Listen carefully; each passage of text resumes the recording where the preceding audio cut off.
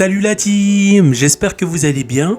Aujourd'hui on se retrouve pour une nouvelle vidéo dans la série Actualité Méta ou Actualité Oculus et aujourd'hui on va découvrir 4 prototypes présentés par Mark Zuckerberg et ces 4 prototypes ont quelque chose en commun, rendre la réalité virtuelle indiscernable de la réalité. Donc ces 4 casques VR qui sont des prototypes qui ont chacune une fonctionnalité qui permet d'augmenter l'immersion en VR qu'on va découvrir dans la vidéo. Alors n'hésitez pas à vous abonner à la chaîne, à mettre un gros pouce bleu et activer la cloche de notification parce que ce sont des moyens gratuits qui permettent de soutenir la chaîne. On commence avec le premier prototype, le Butterscotcher, désolé si je prononce mal, mon anglais est pas terrible. Résolution rétinienne, donc rétinien ou rétine, ça fait référence à un terme utilisé pour décrire une résolution angulaire qui correspond à votre œil, l'œil humain. Ce qu'il faut savoir, c'est que le seuil de l'œil humain est de 60 pixels par degré. Pour l'instant, aucun casque VR grand public se rapproche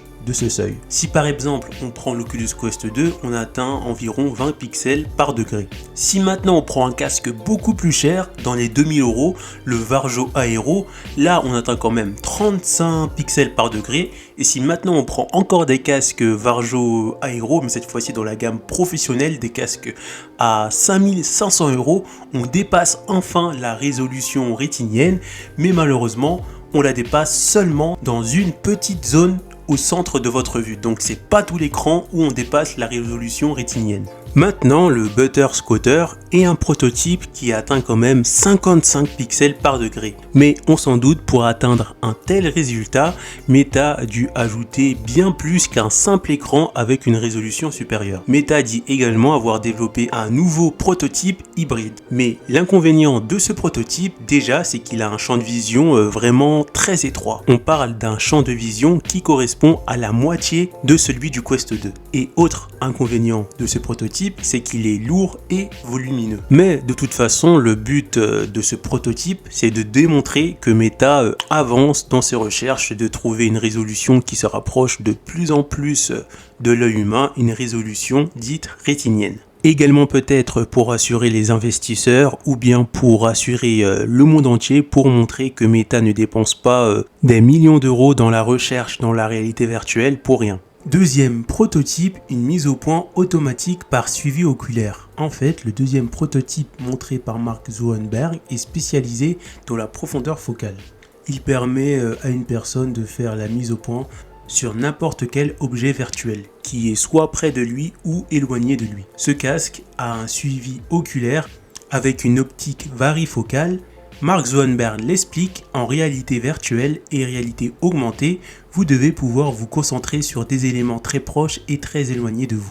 Troisième prototype, HoloCake 2, un casque à écran holographique. Mark Zuckerberg a présenté ce casque, HoloCake 2. On sait déjà qu'il est capable de faire tourner des jeux PC en réalité virtuelle. Il est équipé d'écrans holographiques, mais malheureusement, on n'a pas plus d'informations pour l'instant sur ce prototype. Quatrième prototype, le Starburst HDR ultra lumineux. Donc c'est un prototype de casque qui a 2 écrans extrêmement lumineux avec une plage dynamique élevée HDR. Mark Zuckerberg a décrit le HDR lumineux comme sans doute l'une des dimensions les plus importantes de toutes pour pouvoir atteindre une réalité virtuelle indiscernable de la réalité. Donc là, il vise très haut. Pour rappel, la luminosité est mesurée en nits. Si on prend un ordinateur portable, on a environ 200 nits.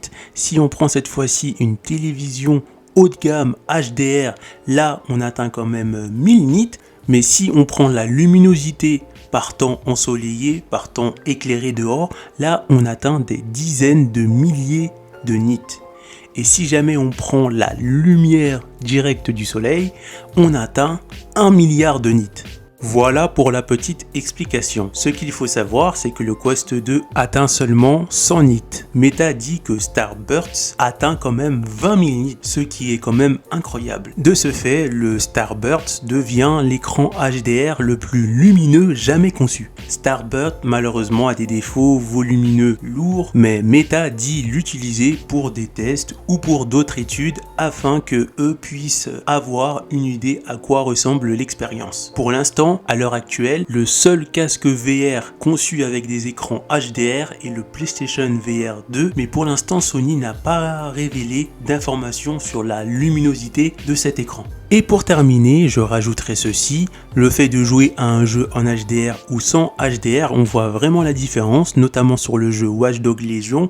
En 4K en HDR, on a vraiment l'impression que les choses sont réelles, que ça ressemble vraiment à la réalité, donc j'imagine même pas ce que ça peut donner des écrans HDR dans la réalité virtuelle, dans des grands jeux VR. Donc ça va vraiment augmenter l'immersion dans la réalité virtuelle de pouvoir avoir des écrans HDR, notamment comme le PlayStation VR 2 qui arrive bientôt. Et peut-être que l'Oculus Quest 3 aura aussi des écrans HDR, ça on sait pas, mais c'est une affaire à suivre. Voilà, on arrive à la fin de cette vidéo, n'hésitez pas à me dire en commentaire ce que vous pensez de la vidéo, ce que vous pensez des deux prototypes, et surtout à vous abonner à la chaîne pour soutenir la chaîne, à mettre un pouce bleu et activer la cloche de notification, et on se retrouve pour une prochaine vidéo dans la série Actualité Méta ou Oculus. A plus la team! Pour retrouver d'autres vidéos sur l'actualité d'Oculus Facebook, cliquez sur les parties du numérique, après vous êtes abonné bien sûr, rendez-vous dans l'onglet playlist et là cliquez sur la playlist Actualité Oculus. Donc pour l'instant il n'y a que 9 vidéos, mais au fur et à mesure je rajouterai d'autres vidéos. A plus la team!